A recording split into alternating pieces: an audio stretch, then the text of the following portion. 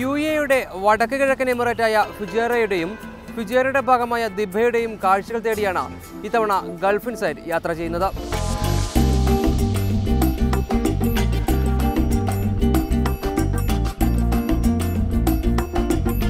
Oman കടലിടുക്കിന്റെ തീരത്തുള്ള UAEയിലെ ഒരു എമിറേറ്റാണ് ഫുജൈറ. 1971 ഡിസംബർ 2-നാണ് ഫുജൈറ UAEയുടെ ഭാഗമായത്. മറ്റ് എമിറേറ്റുകളിൽ നിന്ന് ഏറെ വ്യത്യസ്തമാണ് ഫുജൈറ. പരന്നുകിടക്കുന്ന മരുഭൂമിക്ക് പകരം ഉയർന്നു നിൽക്കുന്ന വൻമലകൾ. 500 കിലോമീറ്റർ നീളമുണ്ട് ഈ മലനിരകൾക്ക്. ആദിമ ജനത ഈ മലനിരകളിൽ താമസിച്ചിരുന്നതായി ചരിത്രരേഖകൾ സാക്ഷ്യപ്പെടുത്തുന്നു. മലയാളിയുടെ പ്രവാസവുമായി ഏറെ ബന്ധമുണ്ട് ഫുജൈറയ്ക്ക്. 50കളുടെ അവസാനവും 60കളുടെ തുടക്കത്തിലും ലോഞ്ചിൽ കയറി ഗൾഫിലേക്ക് വന്നിരുന്ന സാഹസികരുടെ ആ പഴയ തലമുറ ഫുജൈറയിലേക്കാണ് ആദ്യം വന്നത്.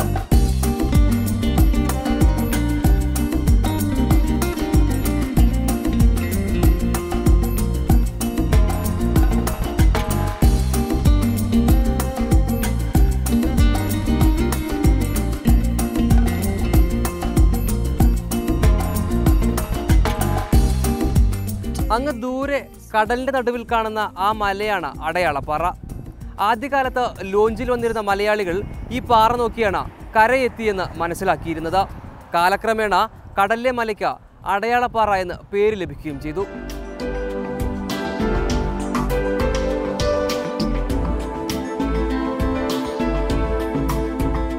പ്രതീക്ഷയുടെ പുതിയ ഭൂമിക എത്തിയെന്നതിൻ്റെ അടയാളമായിരുന്നു ഈ പാറ.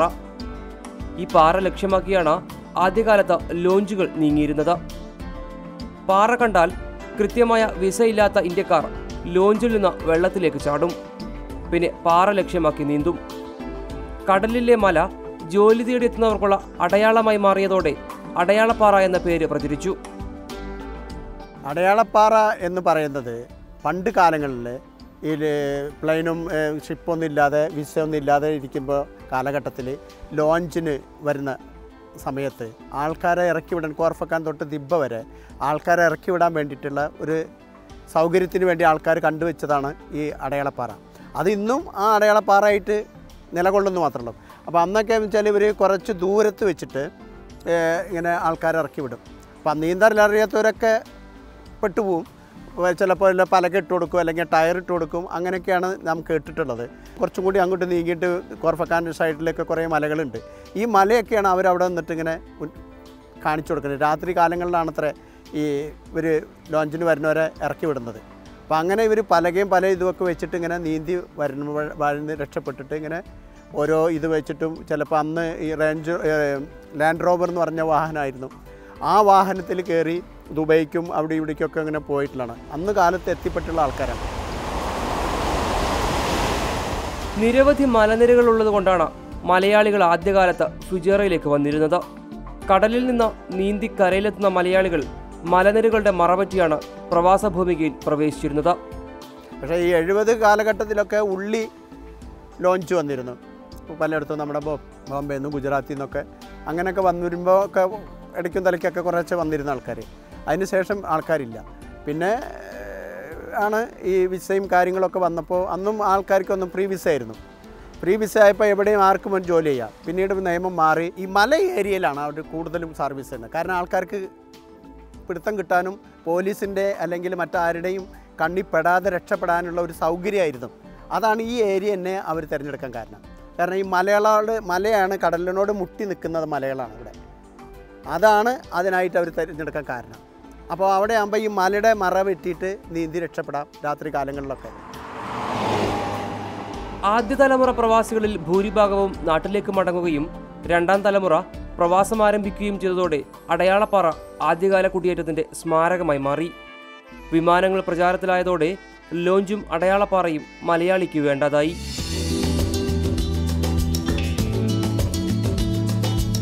നിരവധി വിനോദസഞ്ചാരികൾ എത്തുന്ന ഇടമാണ് ഇന്ന് അടയാളപ്പാറ.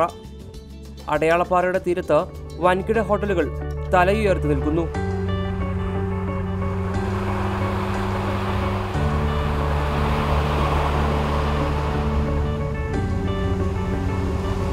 എണ്ണയുൽപാദനം കഴിഞ്ഞാൽ മീൻപിടുത്തമാണ് ഫുജിയറയുടെ പ്രധാന വരുമാനം.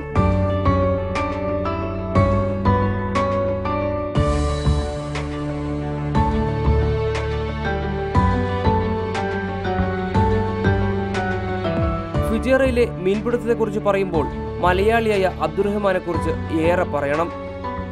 UAE-യിലെ അറബികളെ ആവോലി മീൻ പിടിക്കാൻ പഠിപ്പിച്ചത് അബ്ദുറഹ്മാനാണ്. അറബികൾ ഇപ്പോൾ അബ്ദുറഹ്മാനെ സ്നേഹത്തോടെ വിളിക്കും ഒത്തിനി എന്ന്.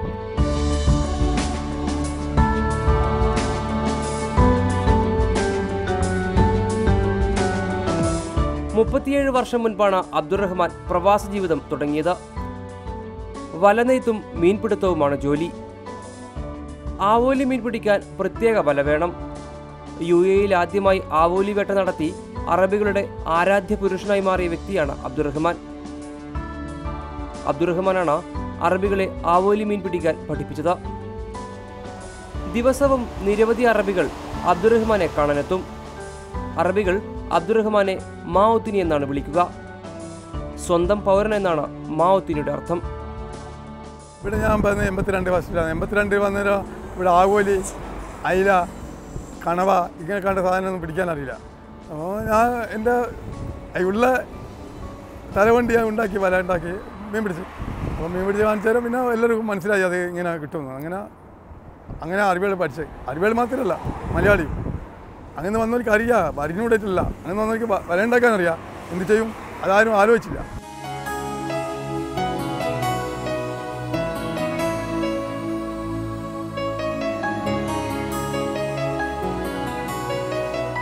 ആയിരത്തി 1982 അബ്ദുറഹ്മാൻ ആദ്യമായി ആവോലി മീൻ പിടിച്ച സംഭവം പ്രവാസ ലോകത്ത് വലിയ വിസ്മയമായിരുന്നു.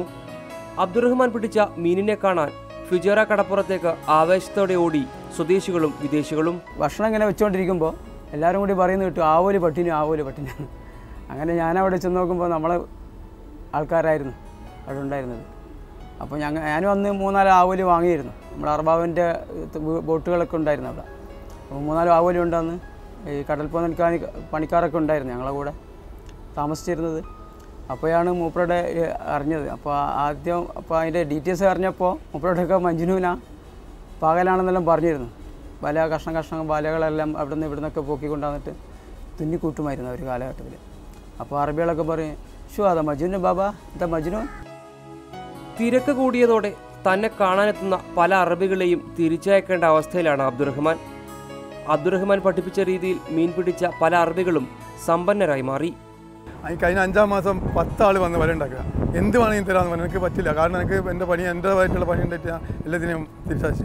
ഇപ്പോൾ ഒരാൾ വന്ന് ഒരാൾക്ക് വല ഉണ്ടാക്കി കൊടുക്കുന്നുണ്ട്. അതിൽ ഏറ്റവും വലിയ വലയാണ് ഉണ്ടാക്കുന്നത്. അതിൽ ചിലപ്പം ഓനിക്ക് 8 ലക്ഷം ദിർഹംസിൻ്റെ ആവോലി കിട്ടി. ആദ്യം ഉണ്ടാക്കി കൊടുത്താൽ 8 ലക്ഷം ദിർഹംസിൻ്റെ ആവോലി 2-3 ദിവസം കൊണ്ട് കിട്ടി. അങ്ങനെ പിന്നും വരും അറബികൾ, ഓരോരുത്തരും വരും. ഇപ്പം മുറുബയിൽ ഒരു അറബിയാർക്ക് ഉണ്ടാക്കി കൊടുക്കുക, വേറൊരു അറബിയാർക്ക് ഉണ്ടാക്കി കൊടുക്കുക. 3 ആൾ ഇപ്പം ബുക്ക് ചെയ്ത് വെച്ചിട്ടുണ്ട്. കൊല്ലിവല, സിനിയവല, അയ്യാൽ വല, അങ്ങനെ പലതരത്തിലുള്ള വലകൾ നെയ്ത് ജീവിതം തുന്നിച്ചേർത്തു അബ്ദുറഹ്മാൻ.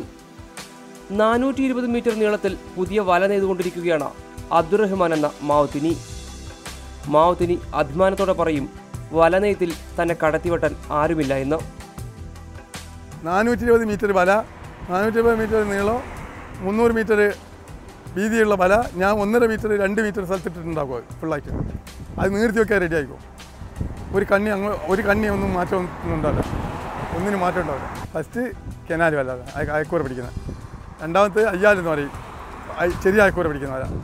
മൂന്നാമത്തേത് സെനിയാന്ന് പറയും, അതെല്ലാം മീനും കിട്ടിയില്ലേ. പിന്നെ 4-മത്തെ ആവോലിൻ്റെ കൊല്ലി, അത് ആവോലി കൊല്ലിയെന്ന് പറയാം. അത് കൊല്ലിവല. ഇങ്ങനെ ഇവിടെ ഏറ്റവും ചെറിയ കണ്ണി നെത്തിൽ പിടിക്കുന്ന വല.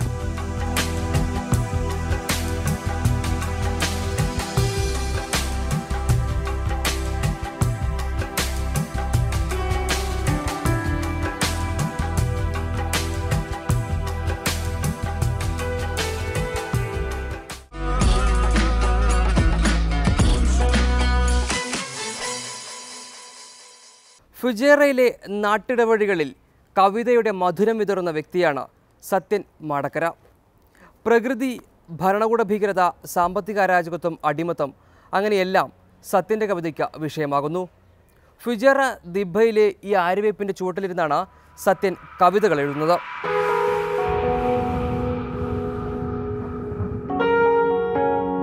കടലിടുക്കിലെ സ്ഫടികജലം കുടിച്ച് ദാഹം തീർക്കാൻ ഉച്ചവെയിലൊഴിയുന്നു. ചൂളക്കാറ്റടിക്കുന്നു മരുഭൂമിയിലെ ചെങ്കുത്തായ കുന്നിൽ മൂളക്കമുയരുന്നു.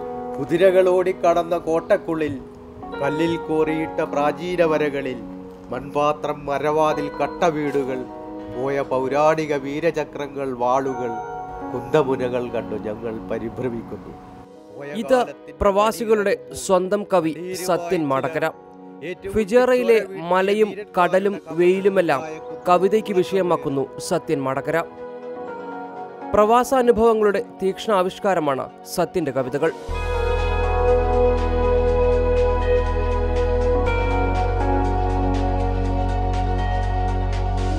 നാട്ടിൽ നിന്ന് ഇവിടേക്ക് പറിച്ചു കേട്ടപ്പോൾ അതിജീവനത്തിൻ്റെതായ ബിംബങ്ങൾ കണ്ടെത്തുക, കവിതയിലെ പുതിയ സംഗതികൾ നാട്ടിൽ നിന്ന് വ്യത്യസ്തമായിട്ട് ഇങ്ങനെ കൊണ്ടുവരാൻ ശ്രമിക്കുക. പിന്നെ ഇവിടെയുള്ള കടൽ, തോട്ടങ്ങൾ, മലകൾ, പച്ചപ്പുകൾ, വൃക്ഷങ്ങൾ,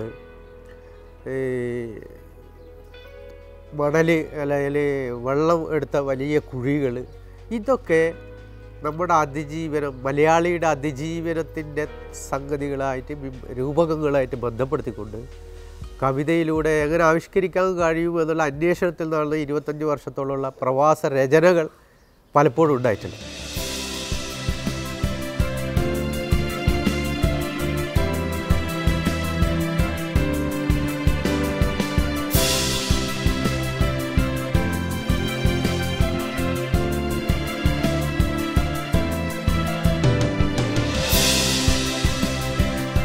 ഇരുപത്തിയഞ്ച് വർഷം മുൻപാണ് സത്യൻ മാടക്കര ഫുജേറയിലെത്തിയത്.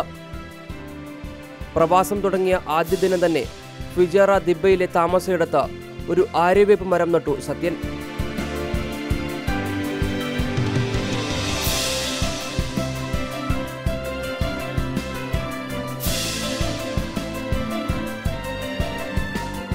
ഈ മരച്ചുവട്ടിലിരുന്നാണ് പ്രവാസിയുടെ സ്വന്തം സത്യേട്ടൻ കവിതകൾ എഴുതുന്നത്. പ്രവാസഭൂമികയിൽ സത്യന്റെ ഏറ്റവും അടുത്ത സുഹൃത്താണ് ഈ മരം. മരുഭൂമിയിൽ പ്രത്യേകിച്ച് വിജനമായ സ്ഥലത്ത് ചെടികൾ ഉണ്ടാകുക എന്നുള്ളത് വലിയ ഒരു സംഗതി. ഇപ്പോൾ ഈ മരം തന്നെ നട്ട സമയത്ത് അതൊരു ചെറിയ സംഗതിയാണ്. പക്ഷേ ഇന്ന് 25 വർഷം തിരിഞ്ഞു നോക്കുന്ന സമയത്ത് എന്ന് പറഞ്ഞാൽ അതൊരു സുഹൃത്തിൻ്റെ സാമീപ്യമാണ് ഉണ്ടാക്കുന്നത്. ആ സുഹൃത്തിൻ്റെ സാമീപ്യത്തിലൂടെ ഒരു ആവാസ ലോഹ്യം ജീവിതത്തിൽ അല്ലെങ്കിൽ കടന്നു വരി അത് മനസ്സിനെ ഒരു ആർദ്രതയിലേക്ക് നയിക്കുകയും ചെയ്യുന്ന ഒരു അനുഭവ പ്രക്രിയയാണ്. അപ്പോൾ നമ്മളൊരു മുരിങ്ങ മരം നട്ട് കഴിഞ്ഞാൽ അല്ലെങ്കിൽ ഒരു വേപ്പ് മരം നട്ട് കഴിഞ്ഞാൽ നമ്മളത് നടുന്നുവെങ്കിലും അത് വളർന്ന് വികസിച്ചതിൻ്റെ തണലിൽ നിന്നിട്ട് അതിൻ്റെ ഭൂതകാലത്തിലേക്ക് നമ്മൾ തിരിച്ചോർമ്മിക്കുന്ന സമയത്ത് യഥാർത്ഥത്തിൽ ഒരച്ഛന് അല്ലെങ്കിൽ ഒരു ജ്യേഷ്ഠൻ അനുജന് വളർന്നു വരുന്നതിനുള്ള എന്താണോ കാര്യങ്ങൾ അതാണ് മാനുഷികമായിട്ടുണ്ടാകുന്നത്. സത്യന്റെ കവിതകളിലെ നിത്യ സാന്നിധ്യമാണ് കപ്പൽ. കവിതകളിലെത്തുമ്പോൾ കപ്പലിന് സ്ത്രൈണഭാവം വരും. ആധുനിക നാഗരികതയിൽ കയറ്റിറക്കുമതിയുടെ ഒരു രൂപകം എന്ന നിലയ്ക്ക് നമുക്ക് കാണാം. അതല്ലാതെ കുറച്ചുകൂടി മാനുഷികതയായിട്ട് ബന്ധപ്പെടുത്തുന്ന സമയത്ത് അതിൻ്റെ സ്ത്രൈണത, സ്ത്രീലിംഗത്തിലേക്ക് കടക്കുന്ന സമയത്ത് നമുക്കുള്ളൊരു സ്ത്രീ സാന്നിധ്യത്തിൻ്റെ ഒരു കാര്യം ആ കപ്പലിലുണ്ട്. കപ്പലിൻ്റെ ഏറ്റവും വലിയ പ്രത്യേകത കരക്ക് അടുത്ത് വരുന്ന സമയത്തും കരച്ചിലുണ്ട്, കര വിട്ടുപോകുന്ന സമയത്തും കരച്ചിലുണ്ട്. അപ്പോൾ അത് നമ്മളൊക്കെ പ്രവാസികളായിട്ട് വരുന്ന സമയത്ത് നമ്മളുടെ വീട്ടുകാരുടെ ധൈര്യത്തിൻ്റെയും കരച്ചിലിൻ്റെയും ഒരു കാവ്യ ബിംബം കൂടി ആ കപ്പൽ എന്ന് പറയുന്ന സ്വീകരണത്തിലുണ്ട്.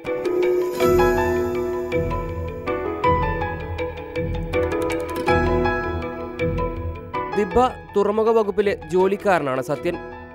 സൈക്കിളിലാണ് കഴിഞ്ഞ 20 വർഷമായി ഓഫീസിൽ പോകുന്നത്. മോട്ടോർ വാഹനങ്ങളുടെ അമിതമായ ഉപയോഗം പരിസ്ഥിതിക്ക് ദോഷം ചെയ്യും. അതൊഴിവാക്കാനാണ് യാത്ര സൈക്കിളിലേക്ക് മാറ്റിയത്.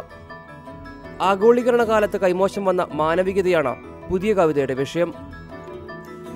സാമൂഹ്യ ജീവിയായ മനുഷ്യൻ സ്വകാര്യ ജീവിയായി മാറുന്നത് ആശങ്കയോടെ നോക്കിക്കാണുന്നു സത്യൻ മാടക്കര. ലോകത്തിലെ എല്ലാ സ്ഥലത്തും മാനേജ്മെൻറ്റ് കോഴ്സുകൾ ഉയർന്നു വരികയും മാനവികതാ വിഷയങ്ങളിലുള്ള കോഴ്സുകൾ നിന്നുപോവുകയും ചെയ്തു. നമ്മുടെ നാട്ടിൽ പഴയ കാലത്ത് മാനവികതയെ നിലനിർത്തിയിരുന്നത് വായനശാല, അതേപോലെ നാട്ടു ക്ലബ്ബുകൾ, നാട്ടുകാരുടെ കൂട്ടായ്മ, ഇതായിരുന്നു പൊതു ജീവിതത്തിലിടപെടാനുള്ള അവസരങ്ങൾ ഉണ്ടാക്കി. ഇതിനെ ചുരുക്കിക്കൊണ്ട് സ്വന്തം വീട്ടിൽ നിന്നുകൊണ്ട് സ്വകാര്യതയെ വളർത്തുന്ന, കമ്പ്യൂട്ടറിനെ ആശ്രയിക്കുന്ന, മൊബൈലിനെ ആശ്രയിക്കുന്ന ഒരു കേന്ദ്രീകൃതമായ സ്വകാര്യവൽക്കരണം വന്നു. ഇത് മനുഷ്യ സമൂഹത്തിൽ ഉണ്ടാക്കിയിരിക്കുന്ന ഒരുപാട് ആഘാതങ്ങളുണ്ട്.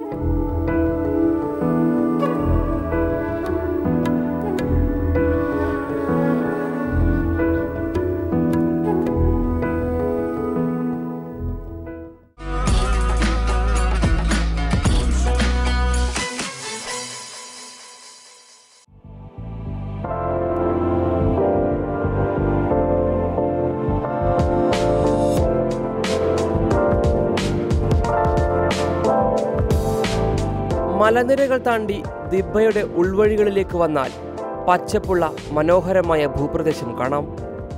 നീണ്ടുകിടക്കുന്ന തെങ്ങിൻതോപ്പ് നമ്മുടെ കൊച്ചു കേരളത്തെ ഓർമ്മിപ്പിക്കുന്നു.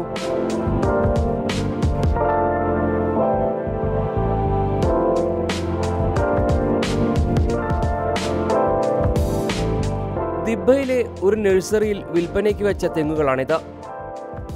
കേരളത്തിൽ നിന്ന് വിത്തുതേങ്ങ കപ്പലിൽ കൊണ്ടുവന്ന് മുളപ്പിച്ചാണ് ഇവിടെ തെങ്ങ് തൈകൾ വിൽക്കുന്നത്.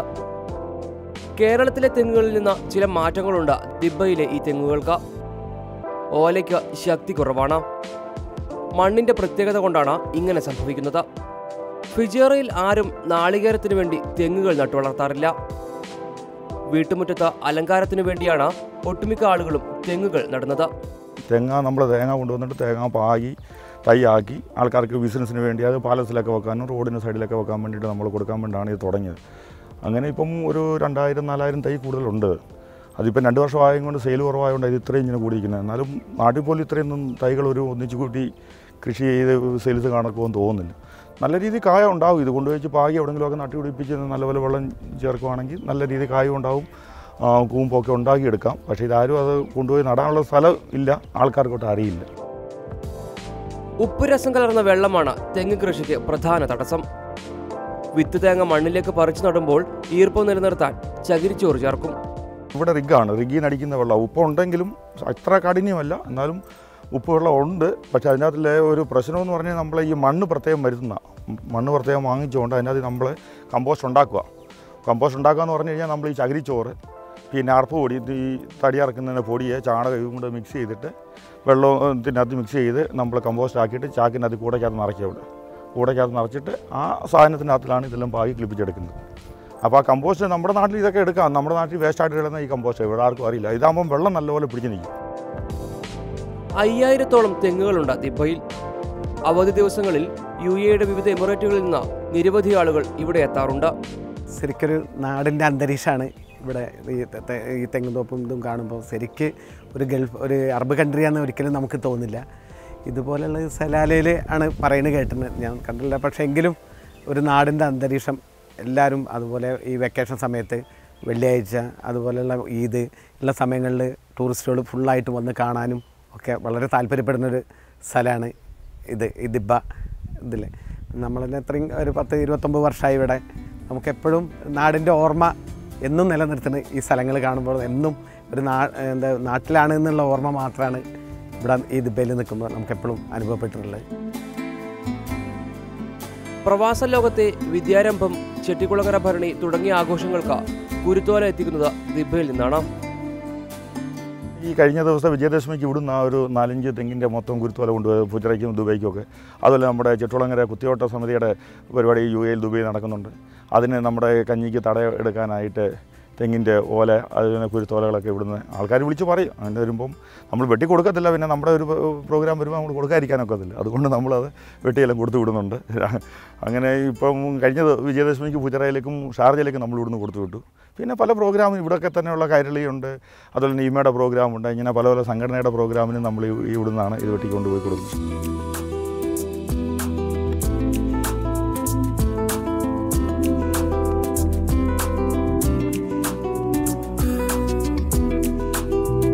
ഓരോ യാത്രയും പുതിയ കാഴ്ചകൾ സമ്മാനിക്കുന്നു, പുതിയ അനുഭവങ്ങൾ സമ്മാനിക്കുന്നു.